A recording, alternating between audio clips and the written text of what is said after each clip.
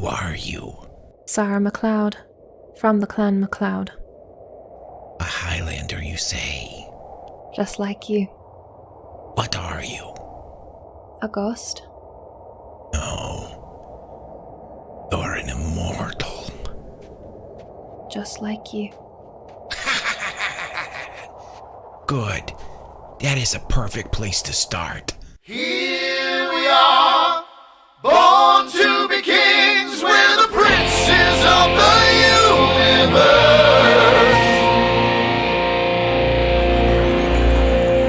Here we belong, fighting to survive in a world with the darkest powers.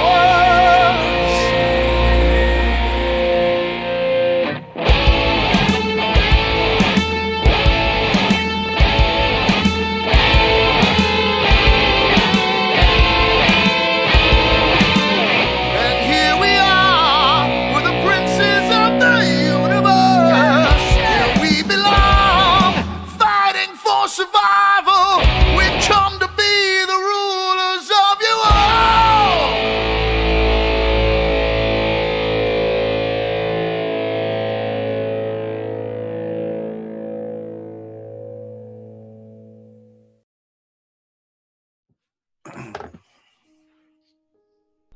Well, hello everybody. I had everybody and myself included muted because there was when immortals get together, boy oh boy, the tea that will be spilled. I want to welcome you all to a passion project of mine. I am surrounded, literally and figuratively, by 6 of my favorite people in the world. And I cannot wait to tell a tale of the immortals that as a child I absolutely adored. The story of Connor MacLeod and of Ramirez and the Kurgan. It was just, it seemed a part of the world enough to be believed. It wasn't outer space, which I loved. It wasn't fantasy, which I loved. It was the first true gritty sort of fairy tale of the 80s, and I still view it as such. And so with these fantastic people around me that have created fantastic characters, we are going to spend the next however long it takes, no longer than 2 hours, but we're going to sit here and we're going to talk about some very basic things. When were these immortals born? What did they get into? What were their favorite moments in history? When they look back and they think about the times that in a centuries and millennia spanning life, what stands out? These are the points that we will be visiting in this series. And to tie it all together, 5 of these immortals know Sarah MacLeod, played by Summer. And so much like the original movie, we are going to see how all of this plays into a grand narrative of the life, and death of the immortals. And so as we get around, I will be asking everybody, when were you born? How old are you? What is this time in history that you remember? When did you meet Sarah MacLeod? And then, once we have that all together, we'll ask a few more questions of our immortals. Not enough to give away their secrets, because even if you live a day, you have a secret. If you live tens of thousands of them, you have quite a few more. But, chat, Legion, if you want to influence directly the outcome of this story, look straight down, because on this session and this session only, you can actually help these players create their characters. As we are using Monty Cook Games' Cypher system, right down below, you can give them immortal godlike powers. The ability to tell me to go F myself when I ask for a GM intrusion. That's a big deal, because I can do some major league damage to these players. If they don't have to listen to me, they have a better chance of making it to the gathering. And that's right. Not all of these immortals will make it to the gathering. We must decide by narrative and by input, who the grandest, who is the one. And so with all of that being said, let's just go around and meet this incredible cast that I am blessed to have as both friends and players. And we're going to start with our Highlander. Summer, how are you? And are you ready to be an immortal? I am doing great. I feel like I've been waiting for us to finally start for forever. I've just been so excited. So yes, I am more than ready, and I'm very excited to see what all of these lovely people have come up with. I'm sure that they're going to be keeping a lot of secrets, but all will be revealed eventually. It definitely will be. It might be at the end of a sword, but this will be revealed. So, deathbed confessions are kind of different for immortals. We'll see exactly how that plays out. Let's drop straight down from our Sarah McLeod to Mr. Jonathan Pruitt. Pruitt, tell us, please, sir, who you'll be playing, and are you ready to play an immortal? Hey there, Greg. Thank you for including me on this amazing game. I hold it in, I think, just as high regard, the source material that is. I believe that I am ready to play an immortal. I've been ready since I was a child, watching Highlander and then the series later and those unfortunate sequels. But those sequels that shall not be named. But I will be playing Tiberius, a Roman citizen. So that should give you some hint to his age. But how far he makes it towards the gathering, we shall see. Fantastic. And let's continue on our lineup of the usual or unusual immortal suspects as we drop just down from Pruitt to my friend Alice. Alice, who will you be playing, and are you ready to play an immortal? I have been so ready for this game for so long. I think everyone has been in the chat behind the scenes. I will be playing Brenna, and I will be the Celt. So pretty old, really, and she is. Yeah, I'm just really excited for this, and I can't wait to see everyone else's characters and everyone else's backstories as well, because there's a lot of time to cover as well. So. Really, all of recorded history is up for grabs with this particular group, and I will let everyone that's watching either on Twitch or on YouTube know that this group has not been discussing. There's been a lot of cards to the vest. Everyone's positioning. Everyone wants to win the prize, so we'll see how that works out. Whether there's been any team ups, who knows? We'll see. This is a game of Survivor on the immortal level. Who will get voted off the plane of existence first? Let's jump over to Tall Squall. Tall brother, who will you be playing? And are you ready to be an immortal? I am excited. Like you, I'm old enough to remember when this was in theaters, and I'm pretty sure I saw it in the theater. I've seen it so many times since then. I mean, I know I saw it on VHS. In fact, I might have even seen it on Betamax. So that's let's just really put out where how this is a part of my life. I am super excited about it. I am playing Matteo Contarini. And am excited to see about how this world sort of revolves hidden in the background, us immortals doing our thing. That's right. From the dawn of time we came, moving silently down through the centuries. So with that cryptic cast out into the sea of immortality, we will jump straight up to Bird. Bird, how are you doing, my friend? And are you ready to play an immortal? I am fantastic. I have been anxiously awaiting this game, and I thank you so much for inviting me to be a part of it, because my deep shame is that I've not seen Highlander. And yet, ever since this trailer came out, listen to me, I cannot tell you the emotions that Princes of the Universe now stirs within me from having read up countless things about the Highlander mythos. I cannot wait to play this story. I'm going to be playing Loredana Contarini. And me and Mateo are, we're fairly well close. So Jay and I's story will be entwined eventually with the rest of yours. And I cannot wait to see how that plays out for us. It's we're a team, so that makes it better for us. Yeah? Certainly that makes it better. That's how that works, right? There can be only two is the motto, correct? Two, right? Oh, that's what it is now? Okay. Well, let me make a note. Yeah. Fantastic. And as we have curled around from Highlander to Roman to Celt to the team, we run up and down the gambit to the other side of the spectrum for our big bad, played by my buddy Trendane. Trendane, are you ready to be an immortal? No. Well, yes. Yeah. But I would note, Bert, actually, there's a line from Hamlet that husband and wife is one flesh.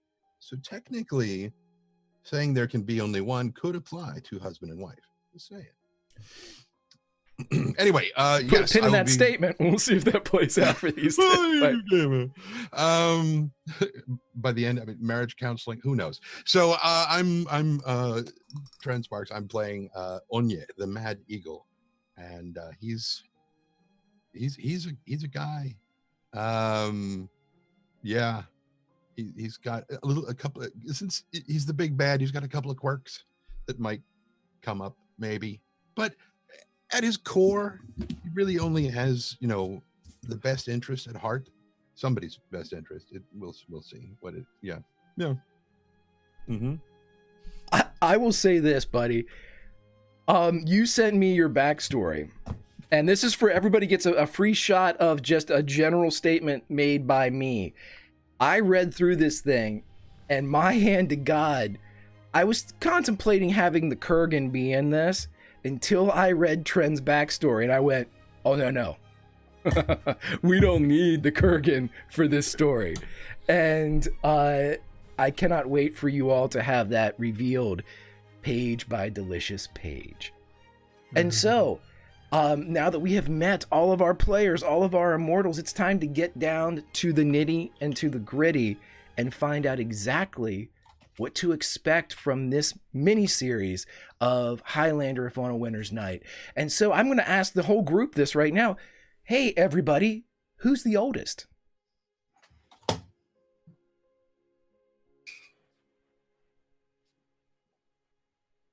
Oh, okay. Okay, so we should probably go around and ask then how old everyone is to see exactly where they fall into the grand spectrum. Mechanically speaking, everybody, we're using Cypher system, and what your GM is going to be doing is, depending upon several different factors, age, aggression in the game, depends upon what tier each of these immortals will be at specific points in their careers, lives, multiple lives, we'll see. So with the first question out, who are our contenders for oldest immortal? It looks like we've got Pruitt and Alice and Trent. Trent, why don't you recuse yourself from this for right now? Because this might be a page of the Mad Eagle story that doesn't need to be shared at this particular moment. Okay, I'll be over here. So how old then, Pruitt, Alice, how old are the Roman and the Celt? Tiberius was born in a harvesting wagon in the fields outside of Pompeii in AD 42. Brenna was born to a heavy female tribe in the UK in AD 42. What's this you say? You were both born in AD 42. This begs the question, as everybody in chat would want to know. How did you pick AD 42? Did you conspire with one another? No, there was literally no conspiring at all. I wanted to die in the eruption of Vesuvius And 42 is a great number because it is the answer to life, the universe, and everything. So it's pretty much just worked out, didn't it? So just to show that if there's ever fate, serendipity, whatever you want to call it, that brings a group of this caliber together, when you have two of the players having thousands of years to choose from, they both select the same year. I'm happy with that. So with that being said, then who comes next? 42 AD. What's the next highest number then for our immortals? I think that it jumps to Mateo, who was born in 1430. See, that's interesting because Loredana was born in 1430 as well. Which kind of makes sense because we're actually fraternal twins. So it's more likely to have the two of you born in the same year out of thousands than the incredible, crazy, kind of spooky Cthulhu shit that went on with Pruitt and Alice. Yeah, what on earth is that? Okay, awesome. I'm glad I'm not the only one freaked out. So okay, we have quite a jump there then from 42 AD to 1430. And finally, let's round off with our Highlander. Summer, when is Sarah McLeod born? 1575. 1575. Fantastic. And so I'm gonna slot the Mad Eagle in here at a particular spot that will be for my eyes. So the next question that I have as your GM is this. There are rules to the game that you're playing. There are rules to immortality. You have all been taught these rules. Whether you learned them from other immortals, whether you learned them simply because of an experience or the inability to perform certain tasks, whether it be holy ground. Let's go over those rules real quick before I ask you my next question, which is, are you aggressive in the game? Meaning, is your immortal someone that actively seeks out other immortals to hunt for their heads? And as you think about that, the rules of the game are as follows. There can be only one, meaning at a time and a point in the future, you will all feel an irresistible pull to a foreign land. You will be brought together in this foreign land at this point and at this time to battle for the prize. What the prize is, no one knows. But it is only possessed by the last remaining immortal. And as the cascade of this immortality kind of reverse pyramid goes, Bernie Madoff would be proud, you all, as immortals are killed by beheading, their energy and power and all the power that they have assumed from other people that they have taken out passes on to you. So in theory, the final two would possess a combined power of all of the immortals that ever lived. Other rules include you cannot fight on holy ground. This is absolute.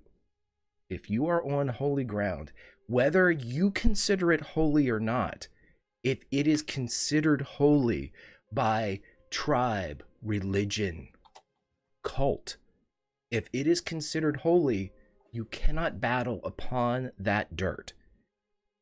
And finally, when the fight comes to you, it is between one immortal and another.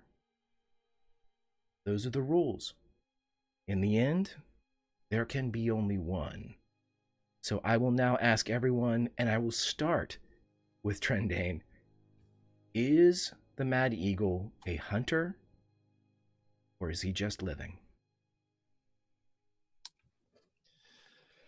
Not that I want to be the problem child of the group, but yes and no.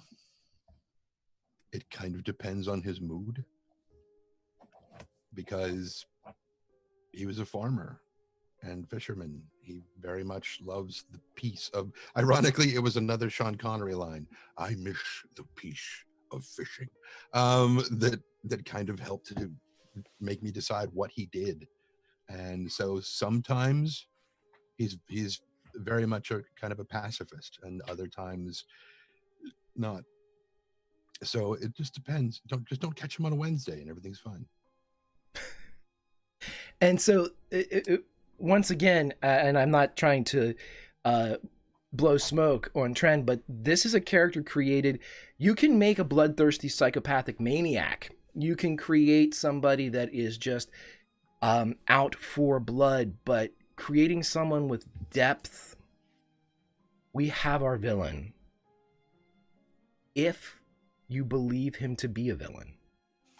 And so I will drop straight down now to Bird and ask the same question. You're immortal. A hunter or a liver? Not this kind of liver, just a I was gonna say walking around here. Loredana is absolutely not a hunter of fellow immortals. Honestly, in her mind, I don't even know how in tune she is to the game itself. This idea of a gathering coming at some point. She is not afraid of violence or killing or murder, but she is not out to win this cosmic game. She is here to survive and truly believes she can't be killed. Fantastic. So if the promise, like you just said, the promise of the game and the prize is not what she is looking for, then is it safe to say that she's already achieved what she wants? If survival is the end game here, provided she's living, she's winning? In a way, yes. But to her, there is living, there's accomplishing tasks set out for her to do, and there is... And her biggest thing is enjoying herself. So her life is a balance between work and play. And as an immortal, with all the time in the world, that's a lot of time to play. Absolutely. I mean, you can take a year or two and just, perfect hacky sack. I mean, there's a lot of things you can do. And yeah, so, you just found out my timeline from 1681 to 1984. It's just hacky sack. Hacky sack. Fantastic. Okay, so we'll drop down to Tall. Same question. Mateo, hunter or, like his sister, a enjoyer? I think Mateo, enjoyer, definitely. Not a part of the hunt. He knows a little bit more about the hunt than his sister. So while he believes that the hunt is happening, he is not actively engaged in it along with his sister because they have a higher calling than to the silliness of this superstition about the hunt. They are servants of God themselves.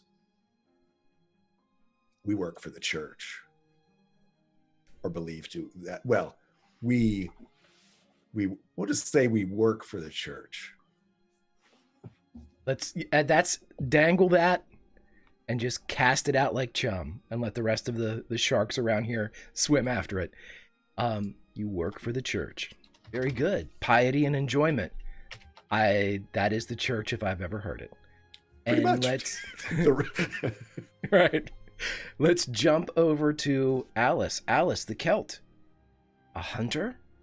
Or we've had other variations here. Does she actively seek out immortals to kill? He is very aware of what's going on, but she's not. Like, she's quite happy doing her thing. She's tried a lot of things out over all the years she's been alive, but she's on edge, ready for a fight if it has to come to it. She's not actively hiding, and she's not actively chasing, effectively. Okay. I'm going to ask this question and then curl back around and get an answer, yes or no, from everyone. You're all aware of the game in some respect. You're aware whether you're actively participating in it or not is obviously the decision of the immortal and the player. But as far as preparing, like Alice said, ready to go, are your immortals practicing? Are they training? Are they in that state of razor's edge preparation? Or have they allowed themselves to forget about that aspect of immortality? It would be easy, but years could go by before you even experienced another immortal. So think about that too as we come back around, and I will jump up to Pruitt. Pruitt, Tiberius. He's a Roman? Is he hunting or is he doing something else? Tiberius's time as an imperialist taught him a lot, and I will say that Tiberius is always ready. His sword is always sharp, but he has seen enough of the world as time has passed these flittering, fickle little creatures by, and he has a bit of a different calling. If violence finds him, he will answer it in even strokes. But he is not what you would consider a hunter. He doesn't seek out people to kill. He does seek out immortals, though. Okay, so that begs the question. If you are actively seeking out immortals, you're basically going fishing. Another aspect of this game, one of the things that we're pulling from the movie, when two immortals are in proximity to one another, they feel a sensation that goes through their body. This can be the precursor to what would be the actual beheading. It's called the quickening, when they feel this life essence. It can also be felt in animals, but if concentrated upon. But if two immortals cross each other on opposite sides of a street in New York, they'll feel each other from about 25, 50 yards away, and they'll be able to at least know somebody else of their ilk is around. So if you're hunting these people out or searching or finding or looking for other immortals, it begs the question, why? Because he has a different way of seeing the world, and he wants to share that with them. Please, won't you join my church? No, I was going to say, you're knocking on doors and right. It's a little bit, he has a bit of what people might consider delusions of grandeur once it kind of starts opening up a little bit. But yes, he has a different way of seeing this whole thing, and he's trying to change minds and hearts. Okay, then I'm going to ask a yes or no question. Yes. Mm-hmm. Is Tiberius recruiting? I don't know if recruitment is the right word, but it's probably the best word we can use right now. He's not like trying to put a group together. He's trying to just, again, like I said, he's trying to change hearts and minds here, but he doesn't want to like start a church or anything. So I don't want to give too much away just yet, Greg. I gotcha. I said yes or no, but I will allow you to, I will allow you to go and let everybody listen.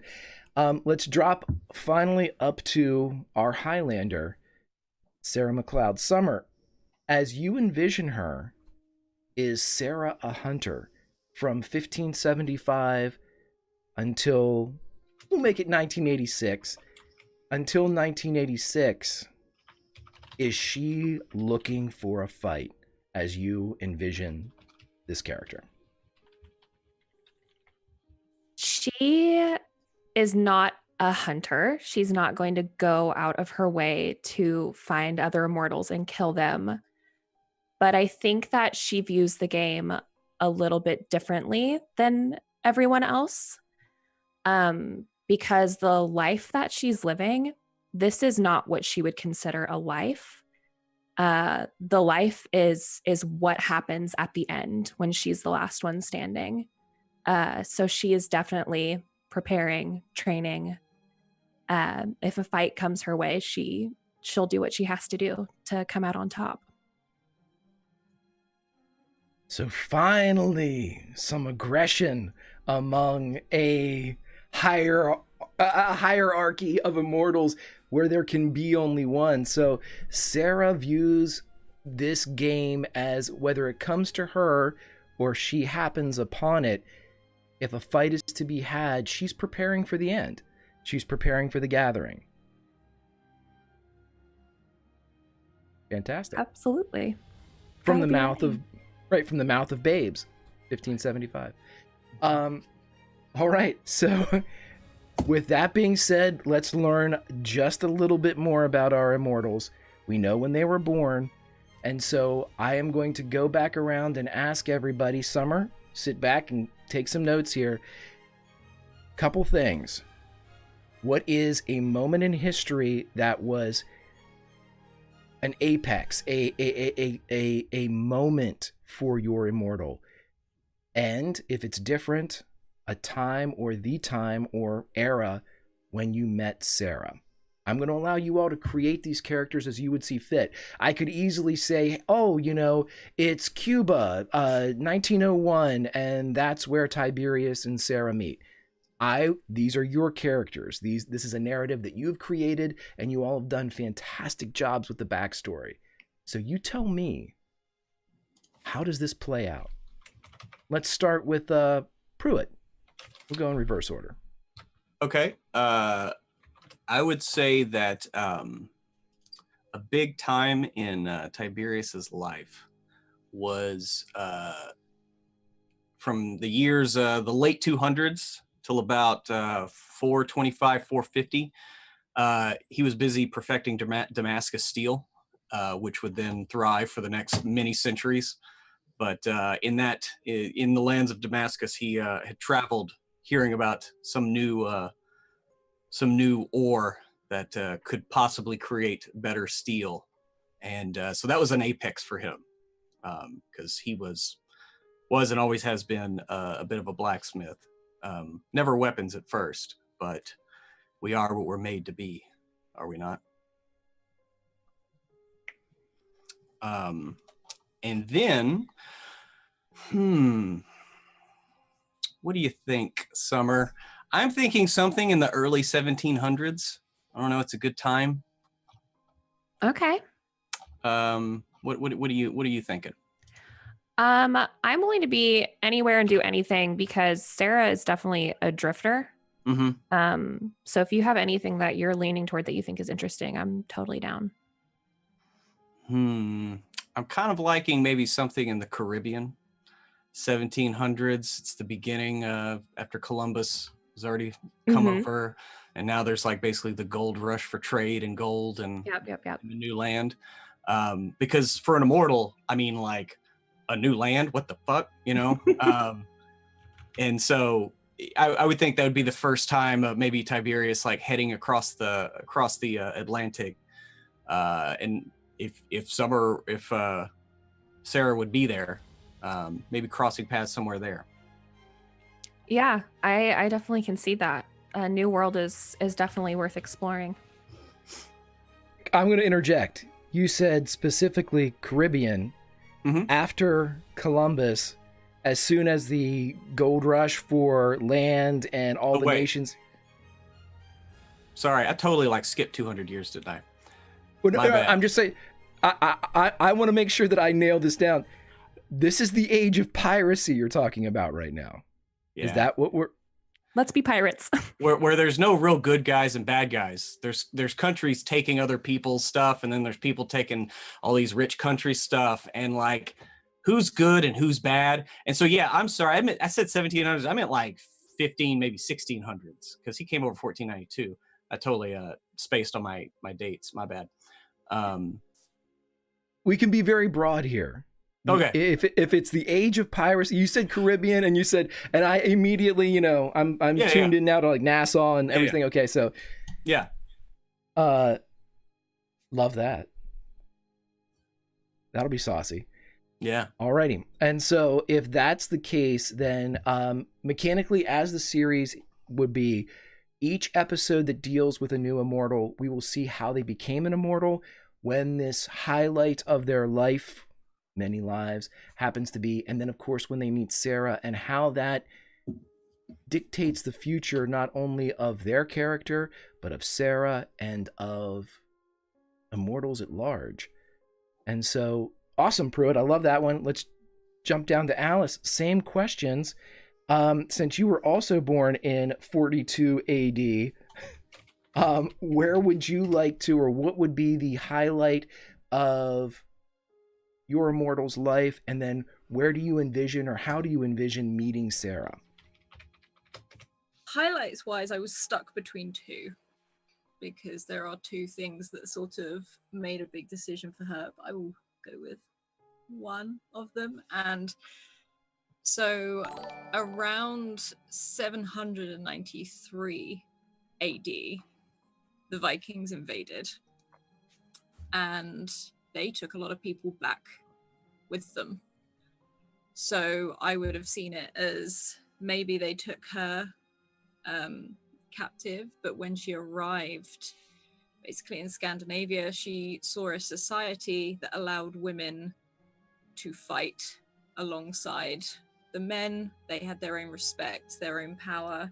Funnily enough, liked the idea of learning the blacksmith and the weapon making and the very Viking-esque almost brutality, because it worked with the brutality she was brought up on, which is kind of her previous highlight. I mean, I'm happy to say what that is unless you want it to. No. Fantastic. I've got a follow-up question, but I'm going to wait to whenever you tell me, what time period do you think she would have crossed paths with Sarah? And of course, Summer, you chime in too, and you can both talk about this. Again, so Brenna's a wanderer. She did go to America at one point, but she also came back. Mhm.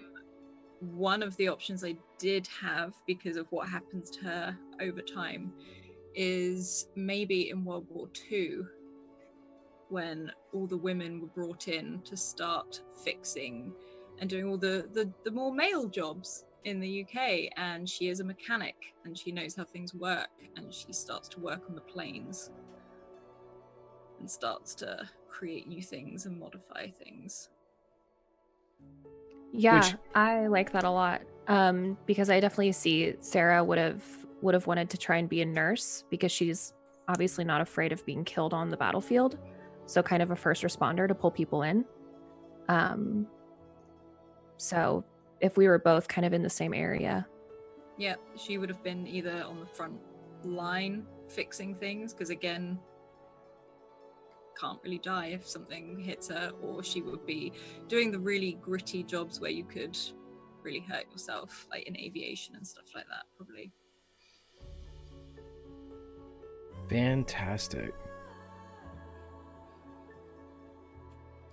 Love that. Summer, your line of being a first responder on the battlefield because she has no fear of death. Why wouldn't you do that?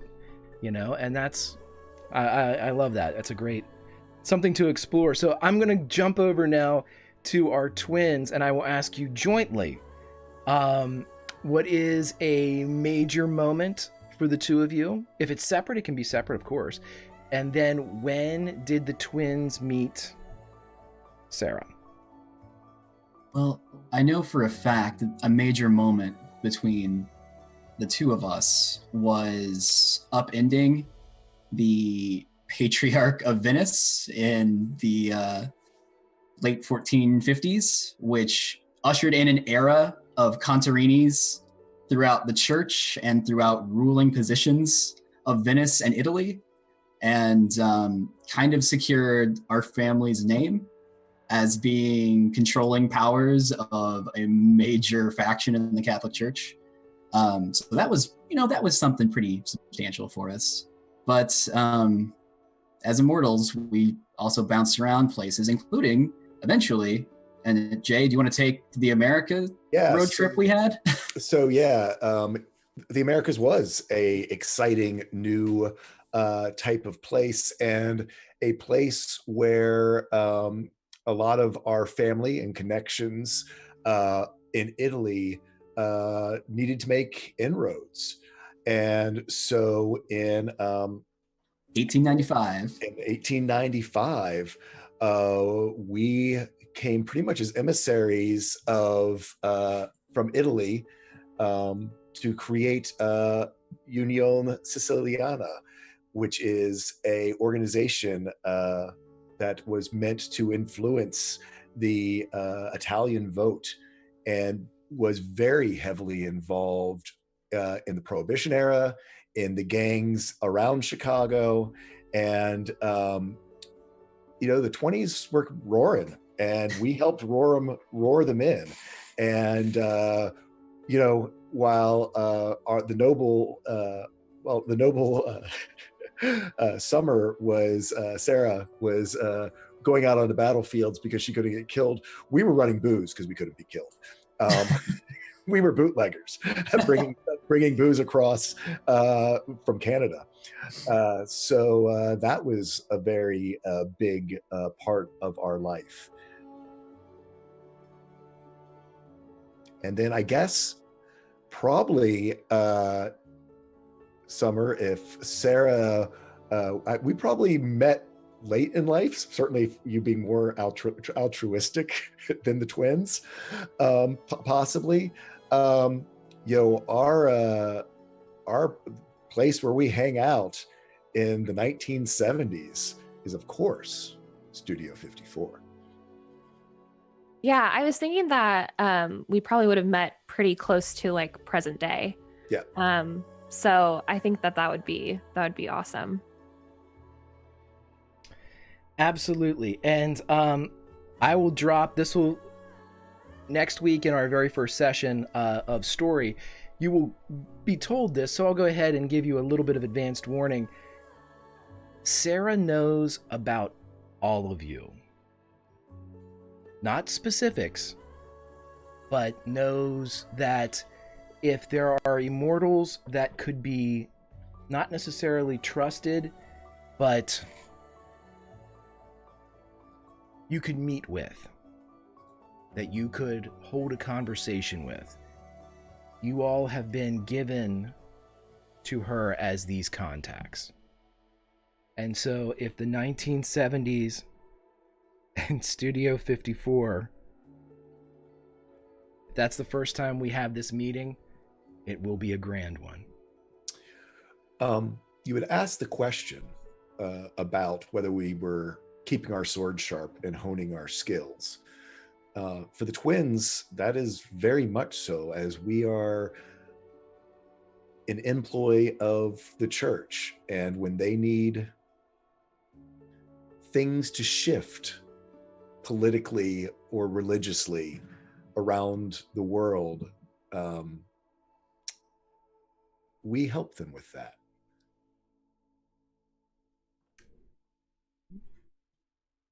World shifting. Got it. Fantastic. Fantastic. Which leads to our general idea of enjoying life. There is a contrast between the twins, who are devout religious folks, but understand that because they can't die, there will be no eternal reward with their heavenly Father. So it makes total sense in their eyes that they'll make their heaven here and now, since they don't get that one in the great afterlife. I smell what you're cooking. You're Belinda Carlisleing it. You're gonna make heaven a place on earth. I got it. Fantastic. And let's end with our, again, air quotes, villain, Tren. Without giving away too much, I know that we haven't revealed the birth date of the Mad Eagle, but if you could just say an important moment, and we'll leave the Sarah meeting to RP. Okay. Then that limits me to one. Because as I've been listening to everybody else's story, I'm like, oh, that could definitely cause, well, it could be, okay. And then that leaves me with two. And I'm like, okay, this fits perfectly. Okay, that one's off the table now. So I've got No. Let me put it to you like this. If because of the character that you've made and because of the casting that has been given to this character, you are able to, as I said when we were in the green room, listen to all of these people. If it's a Wednesday and the Mad Eagle is hunting, and if something crosses paths and it doesn't seem right, or it seems right, I want to hear where you may or may not brush against these other people. Then if there's something that you have to say, my friend, the backstory of your character is fantastic. This is a collaborative narrative. If you have 2-3 choices, you speak them all. Yeah, I'm trying to remember when it, I don't have a calendar open for that. I don't know if it was Wednesday. And of course that was mostly a joke. Because it doesn't have to be a Wednesday. It could be anything. So I'll just go with the one, and we'll leave everything else to be revealed as it goes on. It was before Sarah was born, actually. It was in 1450, but it does kind of coincide with the same time that our twins were working for the church, but in very different areas, because Onye was trudging his way up through kind of Romania, and not in that area, in that sort of Prussian area, and he met a young man in roughly 1450 named Vladimir, and had a bit of an influence on that young man's behavior, who eventually went on to become Vlad the Impaler.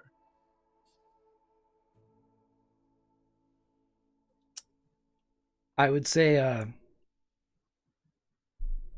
it was a one-sided influence. Did Onye take anything from the eventual Vlad, or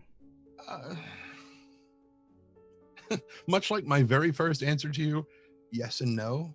Kind of depended on the day. Some days he was sort of like, yes, my pupil, and other days he was like, oh God, you are so disgusting. So it was a mix. It depended on his mood at the time. Fantastic. Okay, so with Onye in Ever Watching, we'll say, on a Wednesday or whatever day suits his fancy, I will then ask, we have a couple pretty close brushes here with several of these immortals, and this doesn't have to be I think we've known each other, or beyond Sarah, between our Roman, our Celt, and the twins, have youth 4 ever crossed paths? I would say probably the Roman and the Celt, most definitely.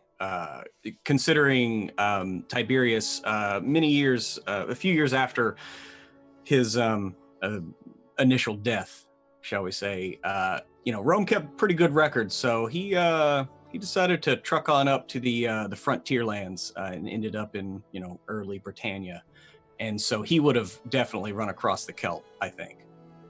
Yeah, for sure. She was there with the Roman invasion and also the Boudiccan rebellion. So yeah, he was part of the company that helped build Hadrian's Wall. He wasn't a supporter of it. It was just a vanity project. But the leaders are going to do what they're going to do, and so so it was in and around that time, I think they might have crossed paths. Okay. So what about the twins? Have the twins been able to remove themselves enough to not have an interaction with, at the very least, the other two here? It would be by chance, I think.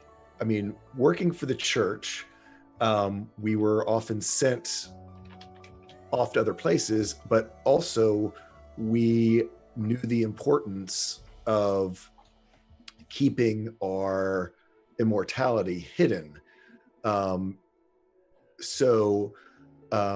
We were pretty much, for 300 years, Bird, basically bumping around the Mediterranean, North Africa, the Mediterranean ports, somewhere, parts of the Middle East, certainly checking back in with Venice and our family's seat of power there. Pretty much all the way up until we headed to the Americas. Yeah. Yeah. So it like Jay just said, it would have been chance passing somewhere in that kind of Central European or Mediterranean area if either of you two made it over in that direction at any point, or the Middle East around the 1600s. Yeah, you tell us, guys. Or the other places in sort of the more modern era from 1900 forward, where we were in the Americas, Chicago up until about the 30s, Canada for about 20 years in Canada, and then followed the party. So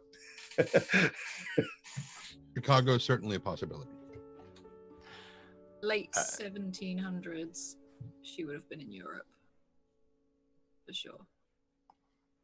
Yeah, I would have had Tiberius coming back in the 1800s to Europe for one last European world tour before the 1900s and the Roaring 20s, and he would have come back over to America in that time. So, might have run across you at some time there. Yeah, if you were partying in the 20s, we were probably around. I tell you what, flappers and Roaring 20s and Prohibition times. Oh yeah, the twins were right in the heyday of all of that, both in front of the scenes and behind the scenes. Fantastic. So let's go ahead and say this: if the meeting was happenstance, it wasn't something that would have been like a deep relationship, probably maybe even like across a bar or speakeasy, you would have felt something and looked over and there's Tiberius, and it's the general kind of nod because of how you've described yourselves. No one's hunting. If it's not a defense or an aggression, maybe it's just a raised beer or a raised whiskey and about your way. That leads me to my next point for the series. The Highlander was originally, obviously we had Connor MacLeod coming from the Highlands of Scotland, but when the Immortals referred to one another, you didn't use names because names had to be changed after certain times. You had to assume different identities. And so the Immortals began to refer to each other by the region of their haunt or the region of their birth. And so you had the Highlander, the Kurgan. And so you may have heard of the Celt or the Roman, because these are people that have lived for hundreds of years. And whether or not you know of your relationship and the immortal relationship, it is just good business to know of these certain people, to know of the Roman and the Celt and the Highlander. I will also say this, like I told you all in chat, all of you know Juan Sanchez Villalobos Ramirez. Whether you trained with him, whether you had a relationship, albeit brief, or year spanning, you all were at the very least on good terms with Ramirez. And it is because of those good terms with Ramirez that your names or your region of haunt or nationality are known by Sarah MacLeod. And so as we spin around, I have a couple personal questions just to ask our group. And I like to do this on episode zeros because it's been done to me, and boy oh boy is it super duper fun. So I don't need any explanations other than you raise your hand if your immortal never did what I'm about to ask you. So if I ask you, has your immortal ridden a unicycle? Nope, never ridden a unicycle. So whatever I ask, if you didn't do it, just raise your hand. Has your immortal, in your mind, ever killed a mortal after they became an immortal themselves? Have you murdered others?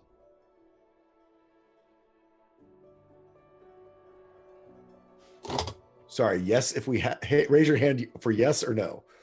Raise your hand if you've never killed a mortal. Oh, sorry. Oh, okay. Sorry. Sorry. Yeah. My bad. Let me put that down.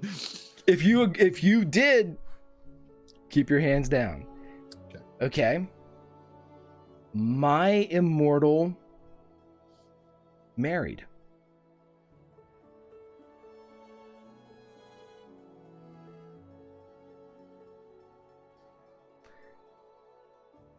My immortal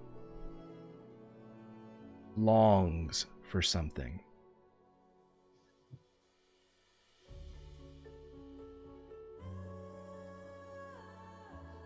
And finally, I will ask this question. And this is raise your hand in the affirmative. And the twins are my only suspects right here. Does your immortal want to win the prize?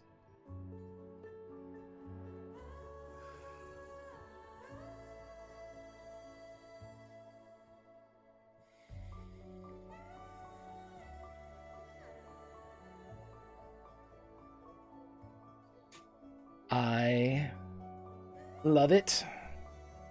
I love it very much. So, to recap with our group, we have, this is like the Breakfast Club. We have a villain, the twins, the Roman, the brain. Next week, we are going to see the origin story of Sarah McLeod. We will see how she became an immortal, how she met Connor McLeod, what that relationship was like. And the difference between our story and the movie is one simple fact that I have not told the players yet. Oh no. There was once I believe it was a graphic novel or a series of comic books called The Nail.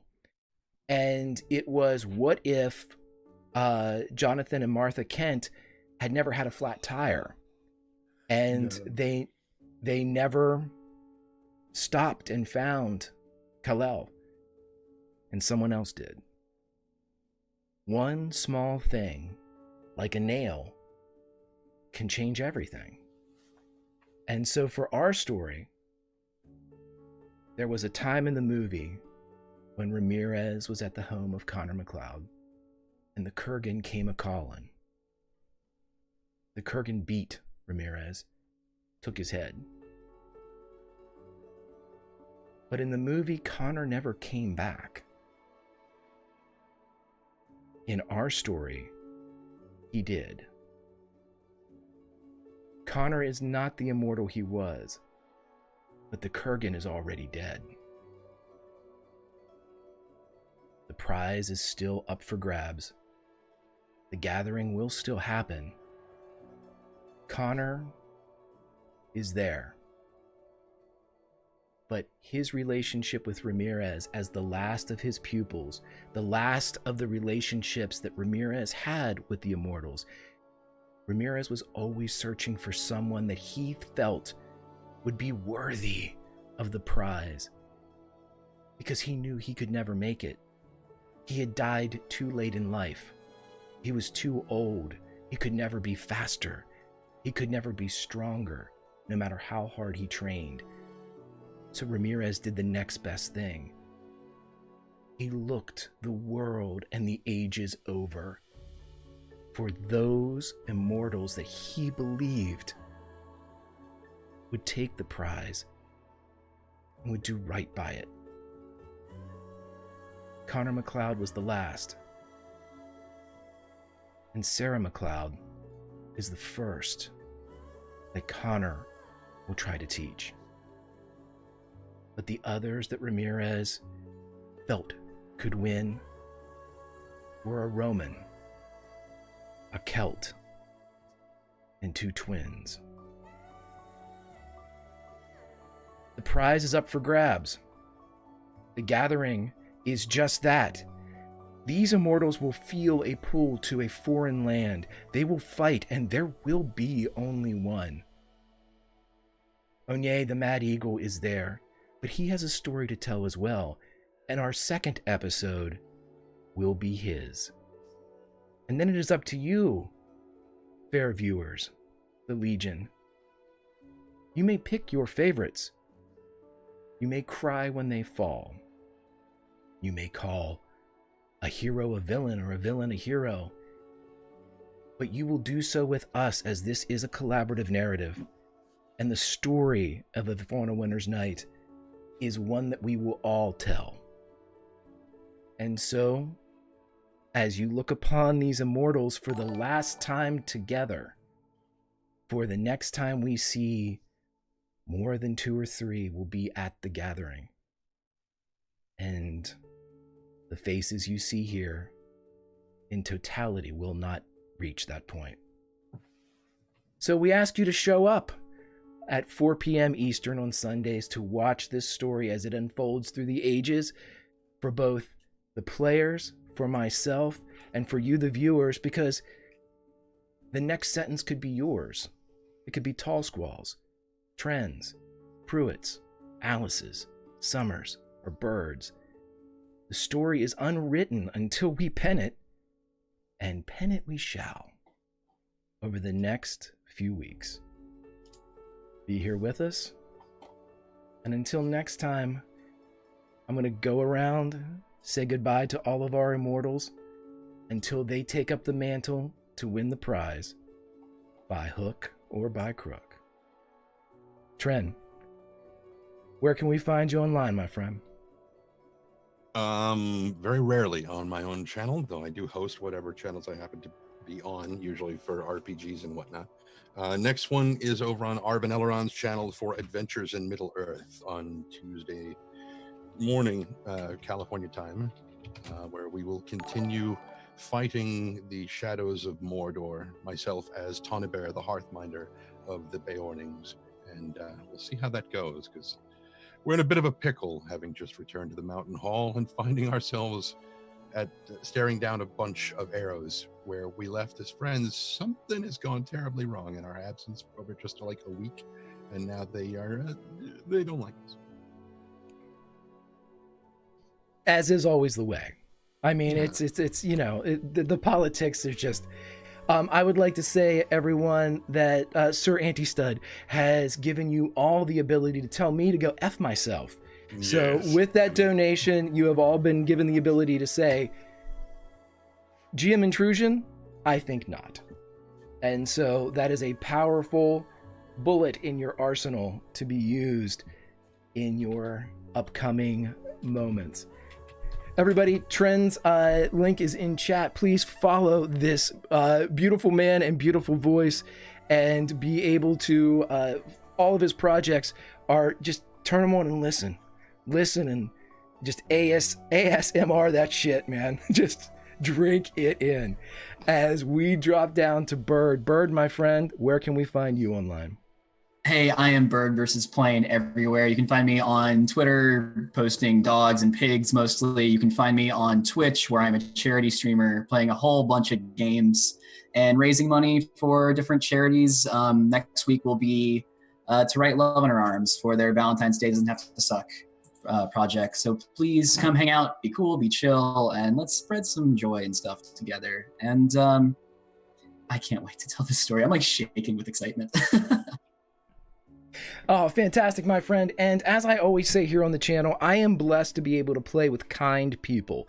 And a lot of times, you know, I'm sure people hear it a lot and think, Greg, I'm serious. I really, that's my number one prereq for just about anything in my life. A friend, an RP, or hopefully both.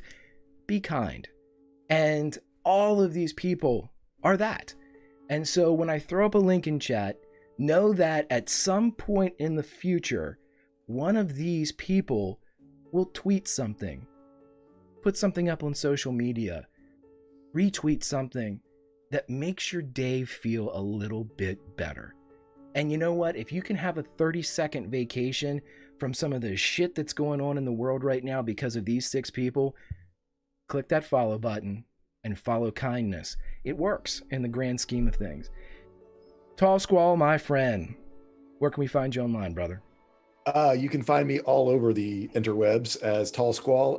My main form of communication is through Twitter, where you'll find a pinned tweet with all the different places I'll be. I actually need to update it, adding Highlander now to the list of places. And the other thing that we are doing on Saturdays, I am also a charity streamer, The Vice, which is just finished up its 91st episode, and the end of a huge sort of big arc that we have. The party has just leveled up, and we're moving into sort of a new sort of chapter of the story. So for those of you who have heard about The Vice or have wanted to tune in or come and see some wonderful players tell a story, now is a perfect time to join. You can check out, again, through my Twitter. I've been throwing up a lot of the highlights from our previous 90 episodes to give you some idea of who the players are and what they do. And we're going to try to make it an easy dovetail in so you don't have 90 episodes to catch up on. But we'd love to see you on Saturdays at 2 o'clock Eastern time for The Vice. And this month we are raising money for Mental Health America and their Before Stage 4 hashtag awareness of getting people to pre-diagnose mental health issues before they get to stage 4 and become a crisis. Thanks. Fantastic, my friend. Fantastic. Everybody, link is in chat again. I will beat the drum. Follow Tall. If you haven't guessed, he's kind as well. Let's jump over to Alice. I'm not sure about Alice. She might be the one out of the group. No, I'm joking. Alice, how are you, my friend? And where can we find you online? I'm good, thank you. I am White Rabbit Pick on Twitter. I am so hyped for this game. It's unreal, basically. Again, I grew up watching Highlander, so I love it. I DM and I play in games over on the Scraticus Academy, and I'm very lucky that I get to play with Greg in 3 games now, as I'm back over here on our Lady Blackbird campaign, and he causes Lauren and I to lose our shit in Star Trek on Fridays, so which I love very much. But yeah, that's me. Fantastic. Yes, and please follow Alice and go right over, and if you haven't, follow the incredible inclusive community over at the Scraticus Academy. What a great community. Fantastic people.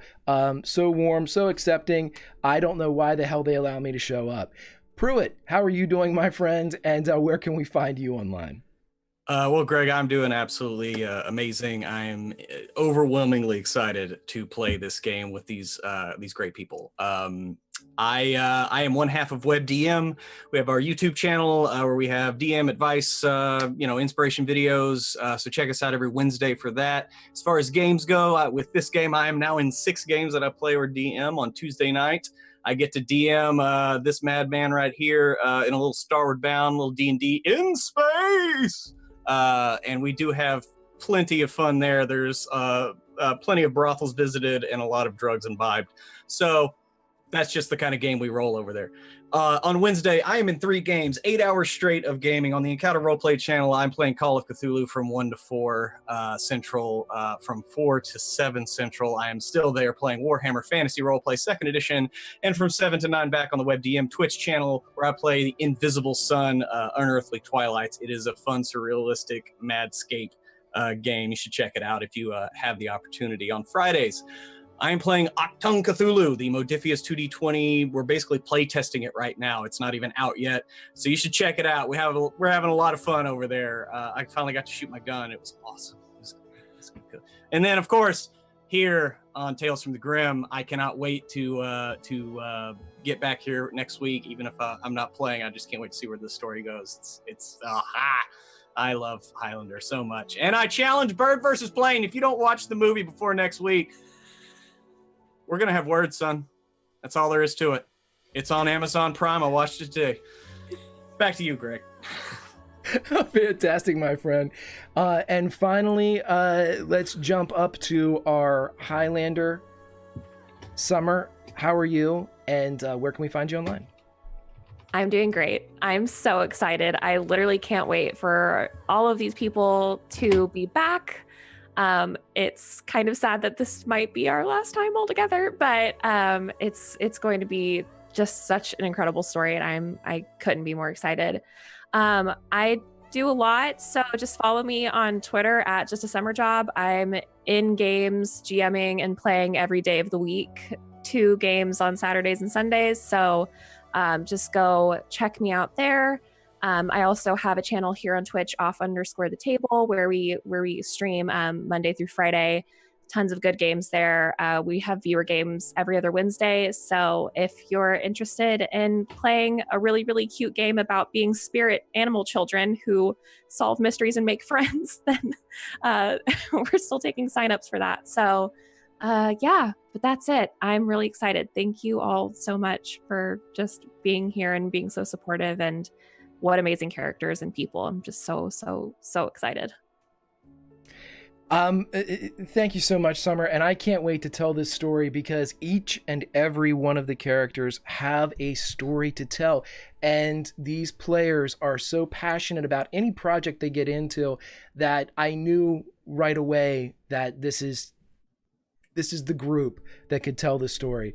And I'm so happy and I'm so blessed to be able to have them to tell this tale. So just going forward, so you know, next week we see the origin of Sarah McLeod. How did she die? How did she become an immortal? And then the following week, we will see Tren as he steps in with Onye, and we see how the Mad Eagle was formed. And then from that point forward, each week, we will focus on another one of these fantastic immortals as we learn their story, take time to understand how their lives have come together to form the person that they are. And then the universe will decide, are they ready for the gathering? Can they make the gathering? Are they worthy of the prize? And so with that being said, my name is Grimjack21502 on the Twitter. I am part of the team from Tales from the Grim, where you currently are. Hit that follow button if you'd like to be notified when we go live. And the only thing that I'm going to promote are my immortals right here. And if you want immortals and Olympians, tonight, Project Hyperion, our very first episode of our new Pulp Cthulhu campaign, set in the same universe as Project Athena, begins. And ladies and gentlemen, boys and girls, friends of all ages, at 7 p.m. Eastern, for the very first time, yours truly gets to play Pulp Cthulhu. I am not I am not the keeper. Allison Robinson is our keeper. She will be guiding us through this tale of her creation in the Project Athena world. So absolutely watch for us going live. We'll be doing so here in about an hour and a half. And pray for me, because Allison has about, the Vice is in their 90s with episodes. We were in our 70s with Project Athena. She's got 70 episodes of just absolute rage that she's going to unleash on me. So I might make it through the first episode. Well, who knows? But everybody, thank you so much for showing up. Hit that follow button. If you're watching on YouTube, hit that subscribe button. But better yet, forget all that. Show up here next week and learn the tale of the immortals as they tell it and as you tell it. Because, of course, it's all of our story. We'll see you next time.